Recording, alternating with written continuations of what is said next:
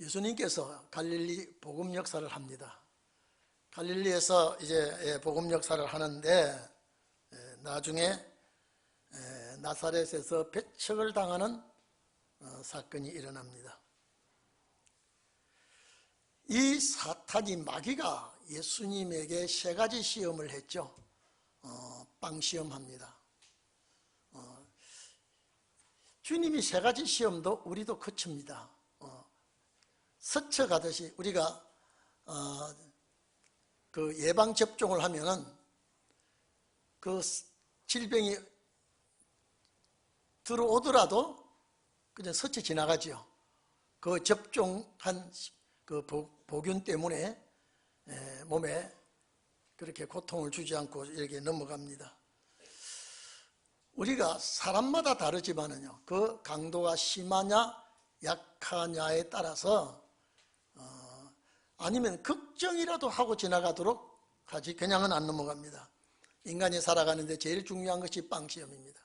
먹는 시험이 제일 중요하고 이것이 제일 크고, 이 시험에 어려움을 안 겪는 사람이 없습니다. 걸리면요.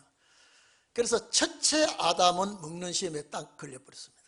첫째 아담은 먹는 시험에 걸렸지만은 마지막 아담은 먹는 시험에 아주 통쾌하게 이기죠. 우리가 첫째 아담에 속했기 때문에 사망이 왔지만은 마지막 아담 우리 예수 그리스도에 속했기 때문에 우리에게도 주님이 이겼으니까 우리도 이기게 될 줄로 믿습니다. 왜? 우리는 주님과 연합된 종들이니까. 그 다음에 예루살렘 성전에 뛰어내리라고 그러죠. 이거는 자존심 문제, 이제 명예 문제. 만약에 뛰어내렸다 할 때는 야, 이 높은 데서 대단한 하나님의 신이구나, 아들이구나, 이런 소리를 할 거다. 뛰어내리라 그럽니다. 주님이 그렇게 호락호락 넘어가지 않습니다. 말씀으로 물리치죠. 오늘 이것이 우리에게 주는 이제 마귀가 시험이 뛰어내리라는 그런 시험이 아니라 오늘 우리에게는 자존심 관한 시험을 반드시 오게 되어 있습니다. 어떻게 걸려도 여기에 걸려서 헤어나지 못하면 넘어지게 되죠. 제가 지난번에도 말씀드렸습니다마는 예수님께서 주님 가르쳐 주셨던 7가지 제목 중에 시험 들지 않도록 기도하라 그랬죠. 여기에 걸리면 그 나라 가는 데는 그만 놓치게 됩니다. 그래서 이 시험을 주님이 이겼기 때문에 오늘 여러분, 우리 인간은 주님이 보실 때 먼지 속에 사는 그런 인간입니다. 참 존재 가치도 없는 거 아닙니까? 숫자로 이렇게 보려고 그러면요, 현미경으로 봐도 안 보일 정도로 세균보다 더 미미한 그런 인간이 오늘 우리입니다. 내가 그렇다고 딱 생각하면요, 여러분들에게 자존심이 조금 상하더라도 잘 이겨나가면 주님이 여러분에게 복을 내려주시고 힘을 실어줄 겁니다. 그런데 우리가 아직 인간이기 때문에요, 아직도 속상하는 소리나 나쁜 그저 머리에 지워버리려고 해도 지워지지 않은 그런 소리를 듣게 될 때가 있습니다. 참 이기기가 어렵습니다. 그래도 주님이 도와주시면 이길 수가 있습니다. 그래서 여러분들이 꼭 그렇게 이기시기를 바랍니다. 그리고 예수님이 하나님의 아들인 줄 알면서 마귀가 나한테 절하면 이는 종교 타협하자는 거래. 내 밑에 들어와서 내가 그러면 천하 모든 거 다 주겠다, 통치권을 주겠다는 거예요. 이건 내가 받은 것이라고 그랬거든요. 언제? 에덴 동산에서 하와에게 선악과를 먹이게 한 그때부터 이 땅은 모든 권한을 사탄이 좌지우지합니다. 오늘 우리가 어떤 일이 있더라도 종교 타협은 절대 금물입니다. 내가 손해를 보고 내가 어려움을 겪고 내가 어떤 문제가 나에게 발생한다 그래도 이 사탄의 세력과 어둠의 세력과 악의 세력과 타협은 있을 수가 없습니다. 그래서 여러분, 그래서 아주 대쪽같이 아주 신앙의 고든 길을 가시기를 바랍니다. 그래서 이 길이 좁은 길이라 그랬습니다. 이 길이 좁은 길이라 그랬습니다. 생명의 길, 영생의 길이라 그랬죠. 그러나 멸망의 길은 심판의 죽음의 길은 넓은 길. 제가 늘 그랬죠. 이거는 불신자가 아니라 기독교 안에서 넓은 길이냐 좁은 길이냐, 안 믿는 사람에게는 이게 해당이 안 됩니다. 그래서 넓은 길로 가는 자는 이 마지막 영생은 놓치게 되죠. 그렇게 우리가 주님의 말씀을 기억해야 됩니다. 근데 이 마귀가, 사탄이, 자, 우리 저기 한번 봐보십시오. 13절에 이제 마귀가 모든 시험을 다 한 후에 이랬죠. 모든 시험. 이 사탄이 예수님에게 이런 시험을 다 한 후에, 모든 시험을 다 한 후에 얼마 동안 떠나니라 이랬죠. 이거 얼마 동안요? 이제는요, 자기가 직접 달라들지 않고 이젠 자기 슬하에 자기 말 듣는 하수인을 시켜서 예수님을 괴롭힙니다. 예수님이 직접 단도직 입장으로 예수님께 도전하지 않고 자기 말 듣는 자를 데리고 예수님을 공격할 때, 여기에 말려들어서 예수님을 공격한 사람이 누구냐? 제사장들, 서기관들, 바리새 교인입니다. 이제는 사탄이 직접 예수님에게 도전이 아니고 얼마 동안 떨어져 있다 그랬죠. 이제는 자기 말을 듣고 예수님을 공격하는 것. 그래서 제사장과 서기관들, 바리새 교인들, 율법사들이 전부 다 그요, 사탄의 심부름꾼으로 전략해가지고 진리를 공격하게 됩니다. 진리를 공격하는 것은 누구냐? 어둠이에요. 그래서 예수님에게 이제 자기는 공격하지 않아도 자기 사람들을 만들어서 공격하게 되는 것입니다. 다시 말해서 종교계 지도자들을 충동하는 것이 제일 좋게 보인다 이 말이에요. 하나님을 섬기는 자들에게 사탄의 충동질을 해가지고 예수님을 괴롭히는 것. 만약에 제3자가 본다면, 제사장 서기관들이 예수님을 공격하면, 종교계에서 지도자들이 예수님을 저렇게 공격하는 것 보니 예수님은 이 시대에 경배의 대상이요, 숭배의 대상이요, 그렇게 말하지 못한다 이 말이죠. 종교인 주도자가 말하는 게, 저 사람 말이 우리 이 율법교회 최고의 어른이 아니라 그러면 아닌 줄 알아야지. 이렇게 그들이 예수님의 앞잡이 노릇을 합니다. 자, 그런데 예수님은 오늘 본문에 이제 14절에 보면 성령의 권능으로 이랬죠. 자, 오순절 마가다락방에는 제자들에게 입혀주는 임하게 되는 성령이지만은 예수님에게 역사하시는 그 시대에 역사하는 주님에게 성령의 역사는 항상 동반하고 있었다라는 것을 알 수가 있죠. 자, 그러면 왜 예수님께서 갈릴리로 올라가셨느냐? 이사야 9장 1절 이하의 말씀을 응하게 하기 위해서. 무슨 말씀 이해되십니까? 자, 갈릴리로 가신 이유가 뭐냐? 예수님 오시기 전 750년 전에 갈릴리서 복음 역사가 일어날 것을 이사야서를 통해서 하나님이 예언을 시켜놨어요. 이사야서를 여호와께서 스불론 땅과 납달리 땅으로 멸시를 당케 하시더니 후에는 이방 갈릴리로 영원롭게 하셨느니라. 이방 갈릴리. 왜 여러분 이방 갈릴리가 어떻게 이방이 되었습니까? 유대인이 볼 때는요, 그거는 잡족들이 많이 생겼습니다. 아수르 군대가 들어와서 참 여러분 전쟁 나면요, 참 희생도 많이 되고 포로도 많이 되고 고통을 많이 되지만은요, 젊은 여인들에게는요 엄청난 환란이 오게 되어 있습니다. 그래서 아수르 군대들이 점령에 들어와 가지고요, 여기에 혼혈족이 많이 태어났습니다. 무슨 이유인지 아시겠죠? 갈릴리 사람들에게 이방 군인들이 들어와 가지고 혼혈족을 많이 출생시켰습니다. 유대인들이 볼 때 저 이방이야. 순수한 아브라함의 혈통이 아니라 이 말이에요. 그래서 많은 사람들이 갈릴리 지역을 이방이라고 그랬습니다. 왜 이방이라고 그러지 아시죠? 이제 들었죠? 혼혈족이 많이 태어났기 때문에. 유대인들이 볼 때는 아브라함 혈통이 아니야. 그래서 멸시를 많이 받던 지역에 주님이 오셔서 빛을 발하기 시작했다 이 말이에요. 어두워졌기 때문에. 어두울 때는 빛이 절대 필요합니다. 어두울 때는요, 어떨 때는 절제 필요합니다. 그런데 저는 여러분 예수님의 탄생에 대해서 어디로 한 바퀴 돌았습니까? 누가복음을 돌았죠.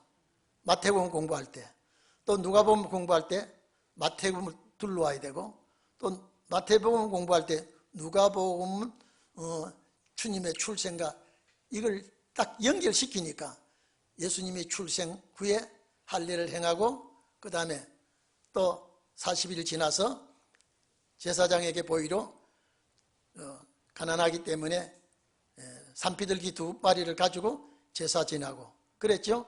거기서 머물러 있다가 그 후에 이제 박사들을 만나게 되고 예물을 받게 되고, 하나님께서 이미 다 아시고 삼행자니까 이 피란길을 보낼 때 아주 가난하고 어렵고 힘들게 하지 않고 황금과 유황과 몰약은 어마어마한 재산입니다. 그걸 가지고 애굽을 피란가게 시켰죠. 그 다음에 애굽 갔다 돌아와서 누가복음 연결했죠. 오늘은 여러분요, 지금 예수님께서 마귀 사탄에게 이기고 바로 갈릴리에 가서 복음적 상걸로 되어 있죠. 그러면 이걸 어디하고 맞춰야 되느냐? 요한복음 2장하고 맞춰야 됩니다.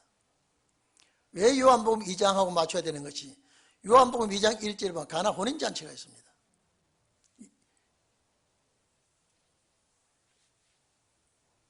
2장 1절에 가나 혼인잔치 있거든요. 잘 이해하십시오.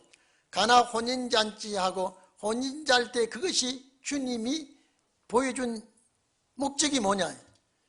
혼인잔치를 가지고 두 시대를 알려줬다요. 그 혼인잔치를 가지고요. 아무도 모릅니다. 왜 이 혼인잔치에 포도주가 떨어졌느냐요. 포도주가 떨어졌을 때, 그러니까 그 가나 혼인잔치에 예수님과 그 가족들이 온 거 보니까 그 잔치가 예수님이 집안 잔치인지 모르죠. 남남은 아닌 것 같아요. 왜 무엇을 보니까 예수님 어머니가 와가지고, 여러분 잔치에 술이 떨어지면요, 이 잔치가 이거는 잔치가 아닙니다. 아주 큰 신뢰가 없습니다. 근데 손님이 많이 왔든지 어쨌든 간에 포도주가 딱 떨어졌으니까 이 야단났다 이 말이에요. 그 마리아가 어머니가 자기 아들에 보고, 야, 이 집에 포도주가 떨어졌다, 술이 없다, 어떻게 되겠냐. 그때에 나와 무슨 상관이 있느냐 이렇게 예수님이 하시면서 그 하인들에게 그 입구에 돌 항아리 6개에 물을 잔뜩 채우라며,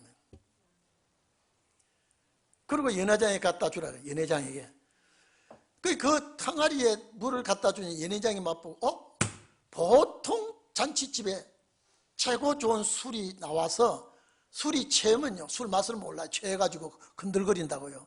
그때 조금 급수가 낮은 술을 갖다 내는데, 이 집에는 도대체 어찌된 파인지 먼저 나온 술도 참 좋았는데 나중 나온 술은 기가 막히게 좋은 술이다 이 말이에요. 나중 나온 술은.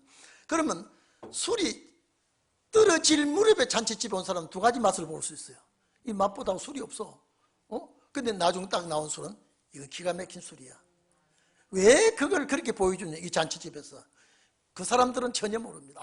예수님 때문에 잔치를 다시 참 흥겹게 즐겁게 잔치를 마치는구나라고 했는데, 거기서 보여준 것이 뭐냐, 먼저 나온 술은 영혼 구원받는 술이라.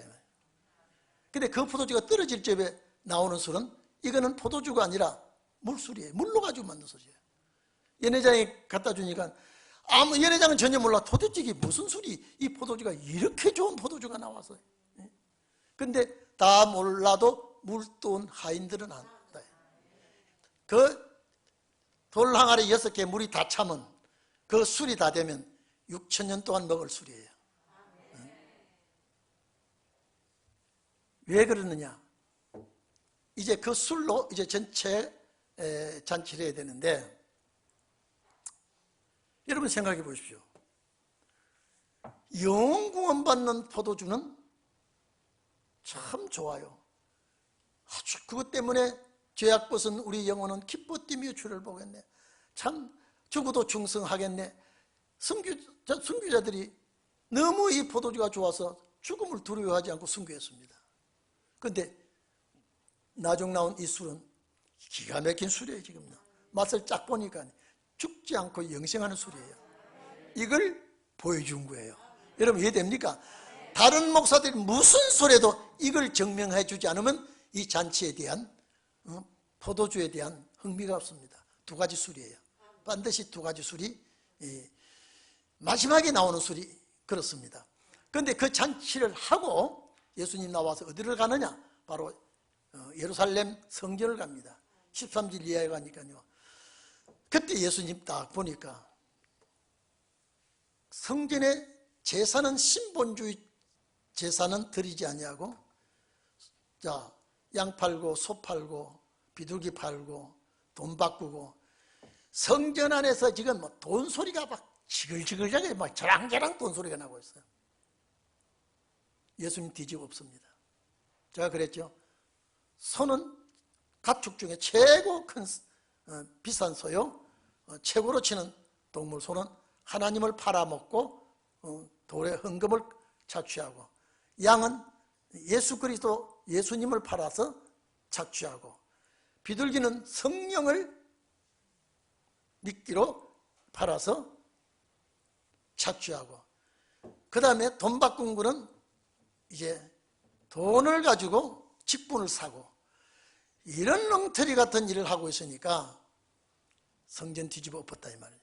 그 당시에는 그렇게 했지만 이것이 신약 시대 말기에 와서 하나님 빙자하고 예수님 빙자하고 성령 빙자하고 물질 중심하는 주님 오실 때에 영적으로 그렇게 될 것을 보여준 것입니다. 주님 올 때 그렇게 된다 이 말이에요.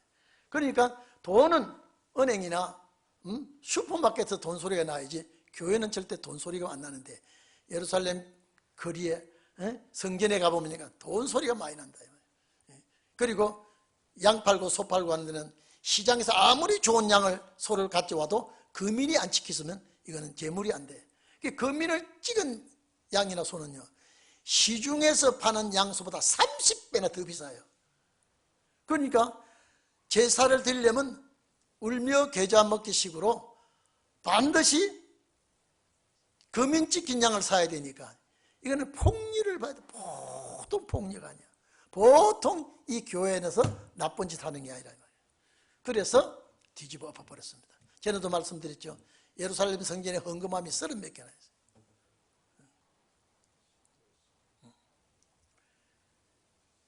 도저히 이거는 성경을 가르치지 아니하고 장로들의 유전을 가지고 그들을 가르치고 이렇게 하니까, 그래서 성전을 뒤집어 엎어버렸습니다. 이제는 종교계에 큰 충돌이 생겼죠. 예수를 죽여야 되겠다. 저거는 하나님의 이름을 모독하고 율법을 파괴하고, 제사장과 서기관들 바리새 교인들은요 예수님에 대해서 아주 이를 갈고 있습니다. 그런데 예수님 올라갑니다. 이제 갈릴리 올라가게 됩니다. 올라갈 무렵에 누구를 만났느냐? 니고데모를 만납니다. 니고데모는 공회오입니다. 밤에 찾아왔죠. 사람이 거듭나지 않으면 안 된다고 그러니까, 아유 우리가 어떻게 어머니 모태에 들어가서 거듭납니까? 니고데모가 깜짝 놀라요. 그는 사람이 이렇게 육신으로 태어난 게 아니라 성령으로 거듭나는 문제를 뚝 얘기하죠. 그 얘기 다 하고 아직까지 예루살렘 가는 길입니다. 예루살렘 가는, 죄송합니다. 갈릴리로 가는 도중에 이제 사마리아로 지나간 그 길목에서 예수님이 또 누구를 만나야 됩니까? 수가성 여자를 만납니다. 지금 수가성 여자가 예수님을 만난 게 아니라 예수님이 수가성 여자를 만나려고, 그 불쌍한 여자가 물길을 오는데 내가 만나서 그에게 복을 줘야 되겠다. 무슨 복입니까? 영생의 말씀을 줘야 되겠다. 그 물가에 앉아 있으니까 그 여인이 물길을 옵니다. 날 물 좀 달라 그러죠. 그런데 뚝 쳐다보니까 여러분요, 유대인의 복장은 달라요. 사마리아인하고 의상도 다르고 언어도 다릅니다. 내가 당신 보니까 유대인인데 어찌 여기서 나한테 물을 좀 달라고 합니까? 여러분요, 유대인과 사마리아인은 상종을 안 합니다. 상종을 안 해요. 근데 당신이 나한테 어떻게 물을 달라고 이렇게 말합니까? 여기는 물뜰 그릇이 없고, 내가 물 떠서 드린다 해도 내가 이 우물은 깊기 때문에 물뜰 그릇이 없습니다. 옛날에 여러분 우리가 시골 가면 두레박 있죠, 두레박. 두레박 물 떠 보셨지요? 요사이 수도불 틀어보고 자란 애들은 이 얘기하면 그건 무슨 소리인지 모릅니다. 물뜰 그릇이 없다. 두레박이 없다. 그러면 너는 어떻게 두레박 물을 뜰 것이냐. 사마리아 사람이 뜨는 물그릇이 따로 있고요, 유대인이 뜨는 물그릇이 따로 있습니다. 나는 뜰 물그릇이 있는데 당신은 유대인이라 이 물을 떠서는 잡술 수가 없어. 사마리아인이 뜨는 물그릇이라. 유대인은 물 뜨려면 물그릇이 따로 있어야 되는데 물뜰 그릇이 없어서 안 됩니다, 이 얘기합니다. 자기는 떠갈 수 있죠, 사마리아인이니까. 그래서 예수님이, 여러분 그 우물가에 왔을 때 정말로 예수님이 목말라서 그 여인을 향해서 물 달라고 했을까요? 그 여인에게 예수님이 먼저 말을 겁니다. 그래서 예수님이 그 말 하지요. 네가 물 달라는 사람이 누군지 알았더라면 이렇게 말합니다. 물 달라는 사람이 누군지 알았다면? 예수님 그랬죠. 네가 주는 물은 내가 마시면 목마르지만 내가 주는 물은 영원히 목마르지 않는다. 세상에 이런 물이 어디 있어. 근데 사마리아 여인이 이 우물가에 물길로 오는 거리가 바로 옆이 아닌 것 같아요. 한참 길러 와야 되는 거예요. 물동이를 이고 가야 돼요.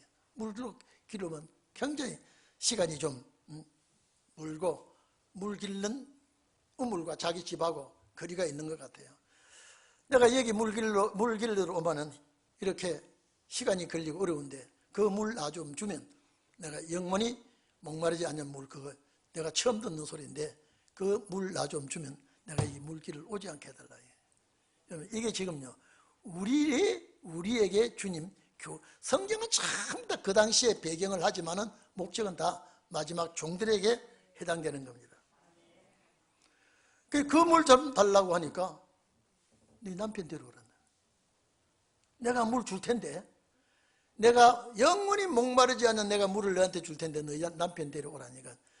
그 여인이 하는 말이, 지금 이 남편 내가 데려오려고 그러면 고집통이라 안 옵니다, 이래야 되는데, 물은 여자가 여자들이 길러러 오는 이 우물대 우리 남편이 안 옵니다. 우리 남편 아주 고집통입니다. 아마 이랬을지 모릅니다. 그런데 이 소가성 여자가 남편이 없다 그래 버렸습니다. 근데 뭡니까? 남편이 없다 그래. 예수님이 그래 맞아, 네 남편 5이나 얻었지만은 지금 있는 남편도 너 남편이 아니야, 이랬거든요. 깜짝 놀랍니다. 여러분, 왜 이 여자가 주님이 이 여자에게 왜 만나줍니까? 여자는요, 혈통적으로 아주 괴로워하는 사마리아 여인으로 태어난 게 불행입니다. 불행한 여자입니다. 그리고 참 남편을 얻지 못해서, 여러분요, 남편 한 번 얻어보니까 이것도 아주 꼴통이야 이게. 또 헤어져, 또 얻었어, 또 헤어졌어, 또 얻었어, 또 헤어졌어. 남편의 상처를 많이 받은 여인입니다. 혈통적으로 상처받고, 남편에게 상처받고. 자, 남편 5 정도 얻었다면은, 자, 야들야들한 젊은 세대기에서 좀 나이가 들었겠어요. 여러분 생각해 보십시오. 어느 정도 나이가 들었을 겁니다. 남편 5이나 얻었으니까. 뭐 한 해, 2세 얻었다면은 몰라도요, 그렇지는 않았을 겁니다. 이 여인은, 자, 혈통적으로 사마리아 여인이죠. 민족적으로도 참 한많은 여인이에요. 결혼을 했어도 만족함을 얻지 못하고, 결혼에 실패한, 정말로 삶의 만족과 즐거움을 얻지 못한 사람이에요. 그리고 환경에 축복을 받지 못한 자예요. 자, 그렇게 사니까 뭐 걱정 없이 살겠습니까? 환경에 축복을 받지 못한 여자예요. 세상에 낙이 없는 사람이에요. 만족이 없고 소망이 없이 그냥 사는 사람이에요. 어쩌면 예수님은 그 여자를 골랐습니까?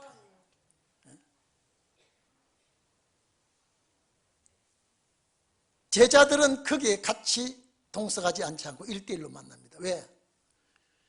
이 신신학 패들은 예수님이 연애하기를 좋아해서 그 여자하고 연애하려고 그 기다렸다. 이 미친 소리입니다. 최대한으로 누구든 내가 이 여인의 과거를 내 혼자만 알지 다른 사람에게는 여인의 그 과거를 덮어주는 것이 주님이에요. 얼마나 예수님 멋집니까? 여러분 아무리 모른다 그래도 저 사람이 알면 안 좋으니까요. 좋은 일도 아니고 그 여자의 과거를 어떻게 알겠습니까? 그러니까 그 여자의 과거를 주님이 최소한으로 내만 아는 저 여자의 불행과 그 여자의 과거와 그 여자의 그 어려움을 나만 알고 딱 대했다 이 말이에요. 그래서 남편 없다 하니까 맞다. 너 남편 없는 거 맞아. 5이나 있어도 거의 너 남편이야. 이 말은 뭐냐? 내가 너의 책임을 져야 된다는 거예요.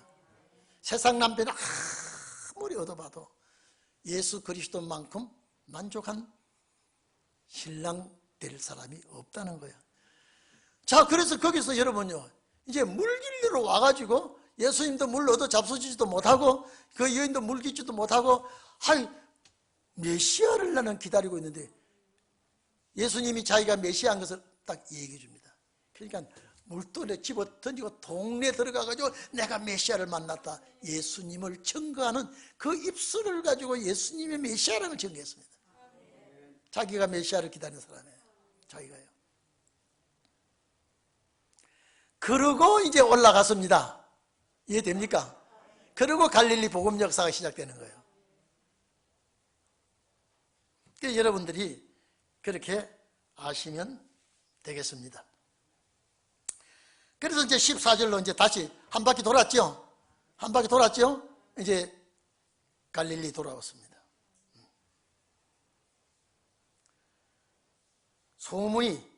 소문은 정말로 예수님에 대한 소식이 그분에 대한 소식들이 사방에 퍼졌고 친히 그 여러 해당에서 가르치심에 무사람에게 칭송을 받더라. 굉장히 존경받는 분이요. 그분이 말씀이 율법학자들보다 뛰어나고 제사장들보다 뛰어나고 바리새 교회보다 뛰어나고 이분은 대단한 분이야. 대단한 분이야. 어떻습니까 여러분요? 대수님 대단한 분 아니에요? 예? 그래서 주님은 재림하실 때의 주님도 정말로 유명한 사람들, 귀인들, 꽃길만 걸어가는 사람들을 찾지 아니하고 험한 세상 살면서 어려움도 겪고 생활고에도 겪고 사람에게도 상처받고 하지 많이 받은 사람에게 주님이 맞아줍니다.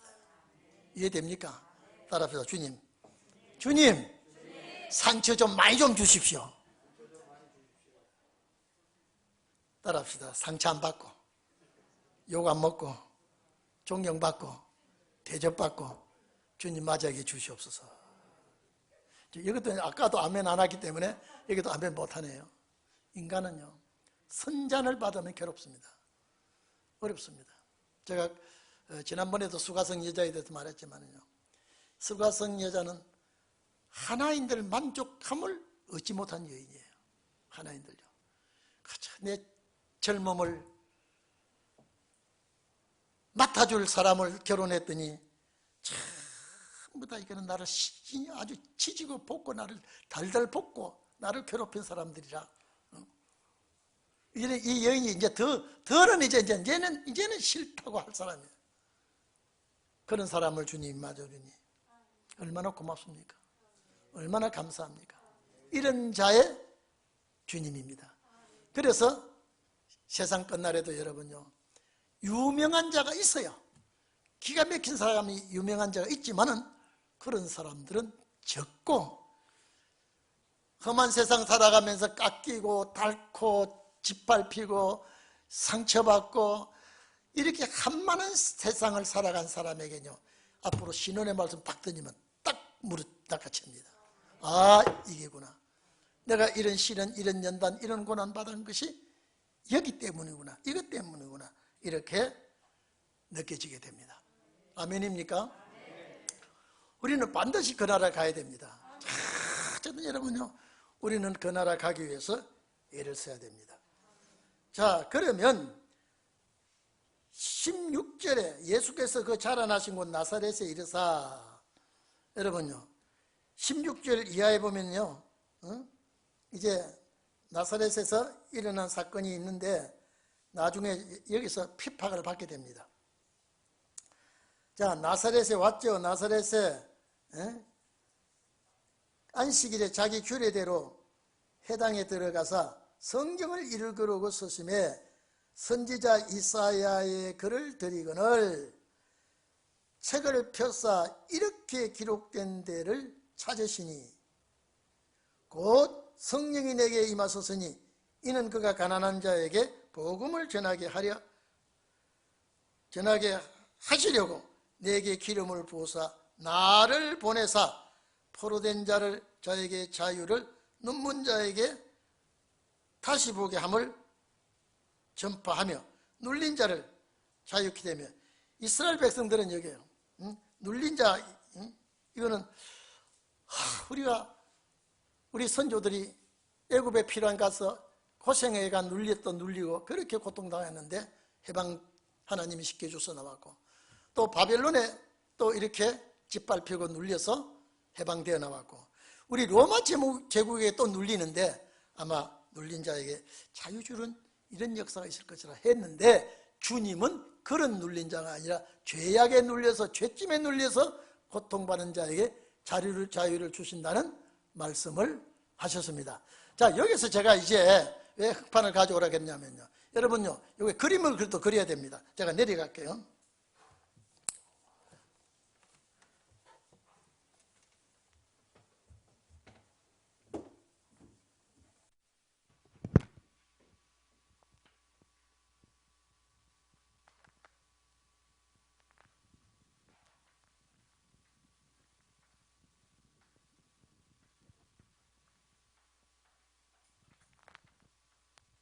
자, 여러분 보세요.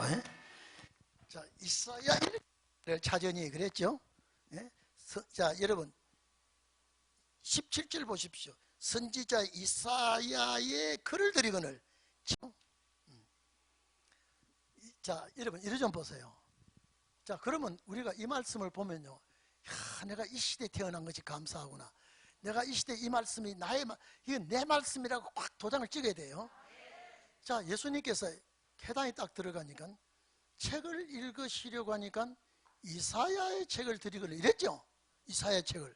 그 이사야의 책을 드리니까 어디를 열었냐? 61장을 열었어요. 61장 열어가지고, 자, 이게 무슨 말씀인가 하니까 61장에 보니까 주 여호와의 신이 내게 임하셨으니, 성령이 임했다 그랬죠. 주 여호와의 신이 내게 임하셨으니 이는 여호와께서 내게 기름을 부으사 가난한 자에게 아름다운 소식을 전하게 하려 하십니다. 지금 누가복음에 누가가 기록할 때 이걸 예수님이 읽으신 구절을 이대로 기록합니다. 기록했어요. 자, 나를 보내사 마음 상한 자를 고치며. 참, 이 마음 상했다는 건 여러분요, 막 육적이든 영적이든 간에 참 복통을 칠 일이 생기는 일이 있습니다. 주님께서 위로해 주겠다, 이런 분 내가 책임지겠다. 마음 상한 자를, 자, 마음 상한 자를 고쳐주신다. 이게 우리는 그냥 상했다, 보통 이 상했다는 게 아니라 원어에는요, 마음이 바스러졌다, 깨어졌다, 막 이게 부서지고 깨어지고, 이런 마음이 깨어지고, 왜 이래? 마음이 깨어지고 부서지고 막 찐눌리고 이런 사람을 고쳐주겠다. 쉽게 말하면 마음 병이 들어서 죽게 되었을 때에 주님이 고쳐주겠다. 또 포로된 자에게 자유를. 그냥 우리가 예수님 당시에는 유대인들이 아마 바벨론 포로, 로마의 포로 이런 데서 해방받는 그런 생각했겠습니다만은, 예수님이 그 당시에 읽으실 때는 은혜 시대가 오면 죄악에 묶여 포로된 자를 주님이 해방시켜 주시겠다, 이제 그렇게 말씀했습니다. 자,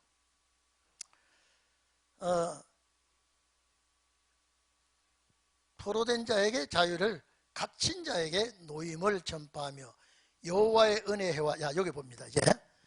자, 여호와의 은혜의 해와, 그렇죠? 우리 하나님의 뭐요? 신원의 날을 전파하여, 그렇죠? 예? 자, 이를 봅시다. 여러분 성경이 왜 이래 이거? 여러분 우리는 성경을 확실히 믿고 나의 생명의 만나로 먹어야 되니까 성경에 은혜에 이렇게 해놓으십시오. 그 다음에 여기 이렇게 해놓으십시오. 이거는 절대입니다. 절대. 자, 예수님이 이 땅에 오시기도 전에 한 집사의 방송이 왜 이래?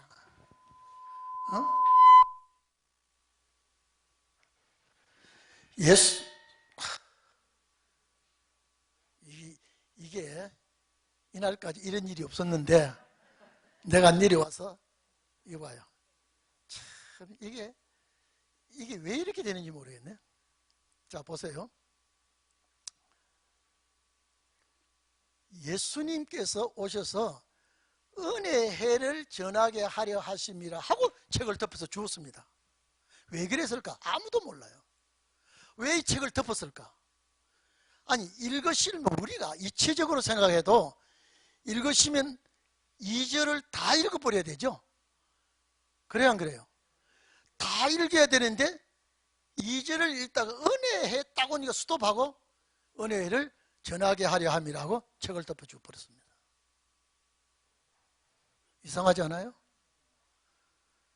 이게 이번에 책 나올 때요, 이게 나와요. 예배를 마칩시다. 제가 힘이 들어서 안 되겠어요. 제가 책을 쓸 때 이렇습니다. 무슨 급한 일이 있든지 책이 그 뒤에는 찢어졌든지 뭐가 책에 이상이 있어서 책을 덮지 않았나. 왜 이렇게 책을 읽으시다가 덮어버렸나요? 여기 와는 접속사입니다. 오늘 여기에 권사님과 은혜와 같이 앉아있어. 몇 사람 앉아있어요? 2사람이에요. 와는 그 2사람 연결해 주는 것밖에 안 돼요. 그렇죠? 이거 잘 들으십시오. 그러면 예수님이 오시기 전에 이런 시대가 올 것을 이사야서를 통해 기록해 놨어요. 확실합니까? 이사야서에. 오늘 이 마이크가 나를 괴롭게 하네요. 뒤에도 좀 혼란스럽죠? 소리가 들쑥날쑥 이렇게 하니까. 네? 뭐 괜찮다고 해야지 뭐 어떻게 해요. 나는 안 괜찮거든요.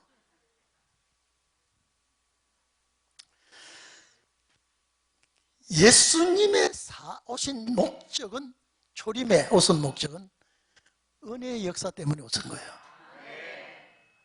여기는 놓았지요. 왜 그럴까?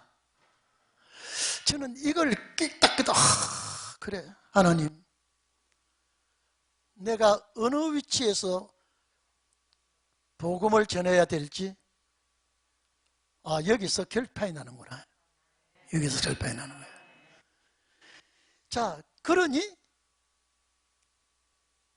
예수님에게 이루어질 말씀만 딱 읽으시고, 이것은 아직도 먼 훗날에 오실 말씀이야. 자, 그러면 이 은혜 시대에 왜 이래 이거? 이제 시간이 다 됐고 하니까 우리 기도하고 다음 주 합시다. 이게 아무래도 이게 뭐가 안 되는 것 같아. 왜 이래? 마이크 탓 아니야. 마이크 탓 아니야 이게. 확 나왔다가 확 줄어들어가 봐. 전에는 안 그랬잖아. 강목사님 소리도 안 이랬지요.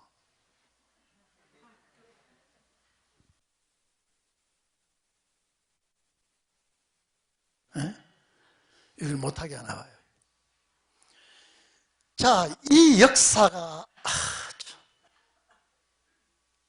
역사가 반드시 하나님께서 두 시대가 있다고 하는 거예요. 두 시대가 있다는 거예요. 그래서 초림 때는 은혜에, 이것 때문에 요엘서 2장 28절이 나오는 거예요. 만민에게 성령을 부어주기 위하여. 예? 이해됩니까?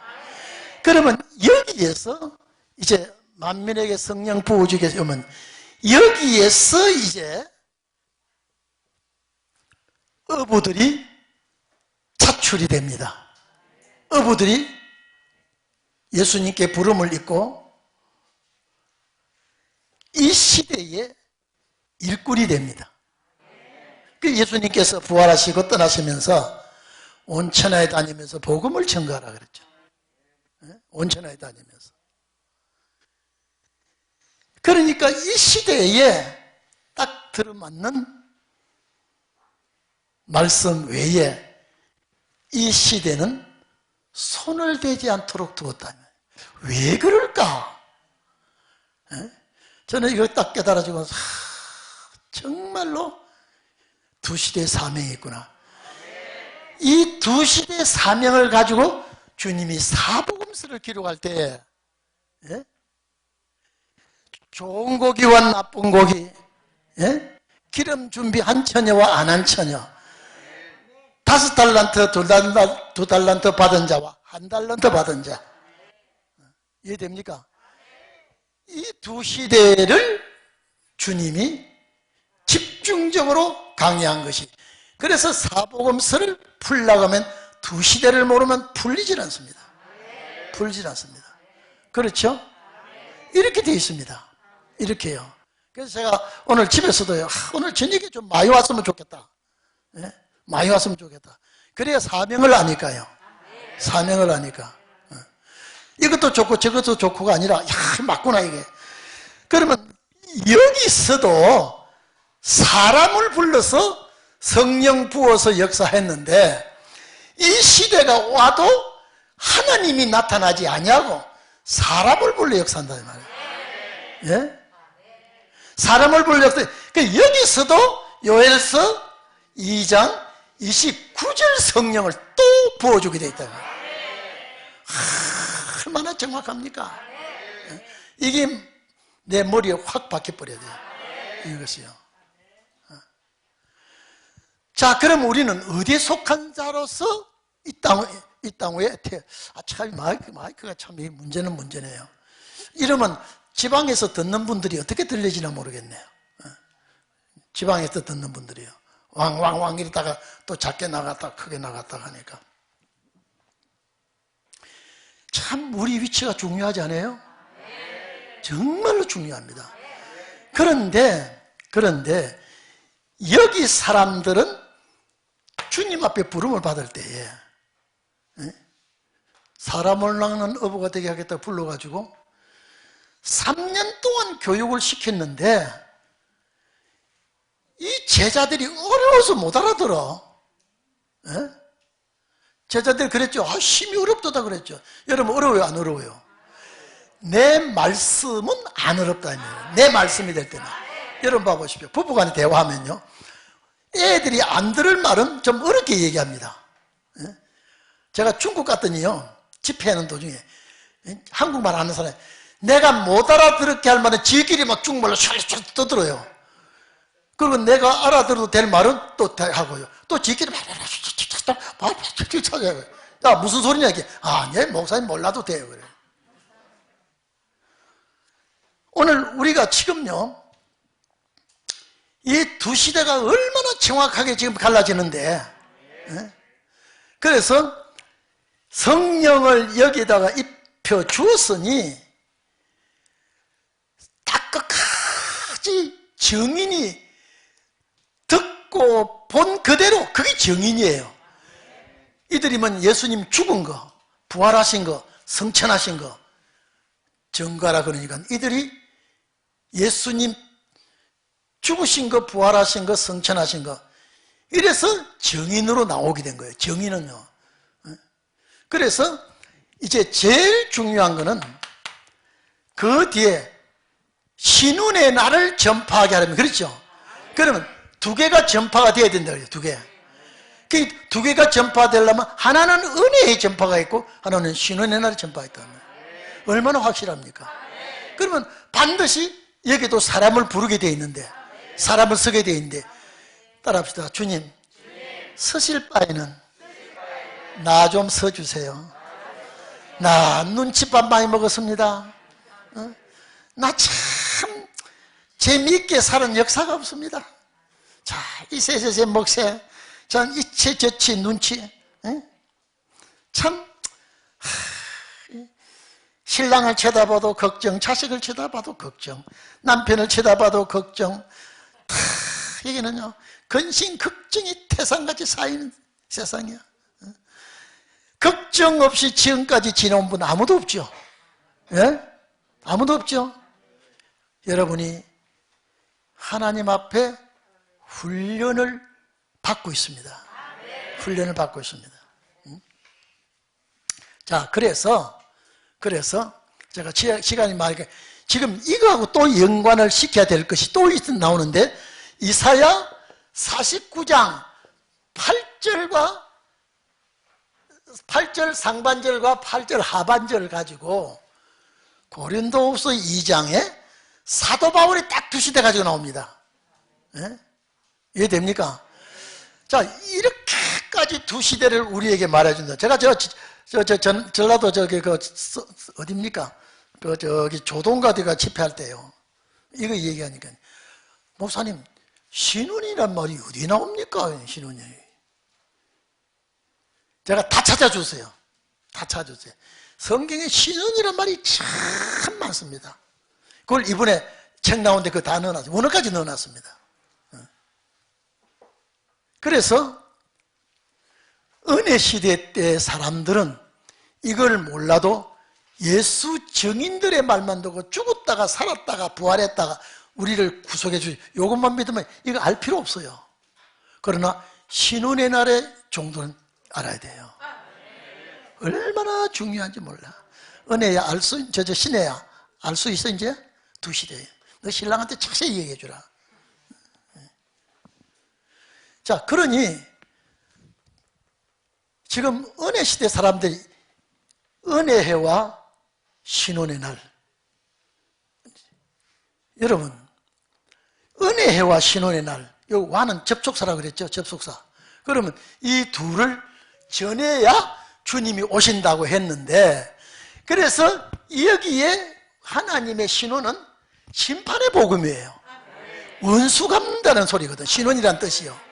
그래서 마태복음 24장에 이 천국 복음이 다 끝까지 전파된 후에 주님이 오시겠다 그러면, 딱 끝까지 전파할 복음이 뭐냐? 신혼의 날의 복음이에요. 얼마나 정확합니까? 얼마나 정확합니까? 그래서 하나님께서 우리 동인교회 이제는 하찮은 사람이 없게 해주시옵소서. 서울에서 부산으로 내려가는데, 아니 올라간다고 합시다. 부산에서 서울 올라오는데 대전서, 대구서 내리고 대전서 내리고 영등포 내리고 서울까지 오는 사람 와야 되는데 도중에 자꾸 하차해. 또 타는 사람이 있어. 이 열차는 주님 오실 때까지 달려가야 되는 차인데, 여러분 절대 이제 도중에 누가 뭐래도 하차하지 마시고 끝까지 가기를 바랍니다. 옆 사람 보고 이제 당신은 신혼의 종입니다. 시작. 돌아오는 수요일 날요, 이제 이 둘을 놓고 같이 이제 대할 겁니다. 같이. 그러니까 여러분 성경 딱 이렇게 해놓으면, 두 시대가 있구나. 전파란 소리를 모르는 사람 어디 있어요? 알린다는 소리인데. 그래, 이거 알리고 이거 알리고. 그러니까 제일 복된 자가 누구냐? 이걸 전하는 자보다 이걸 전하는 자가 좋아요. 자, 은혜 시대 전하러 오는 사람은 이 대장은 예수님이요. 대장이 죽으니까 부하가 다 죽어버렸어. 순교 다 했어요. 근데 여기에 오시는 대장은 그리스도예요. 이분이 안 죽었기 때문에 여기에 속한 다 안 죽어요. 그래서 그리스도라고 하는 예수가 나왔다. 예수는 죽어요. 그래서 예수가 죽어야 그리스도가 14대가 되죠. 그래서 우리는 이렇게 축복해, 이렇게 축복해. 응? 다 같이 기도하십시다. 시간이 많이 갔습니다. 돌아오는 주일 여러분 좀 빠지면 안 돼요. 다 같이 통성 기도하십시다.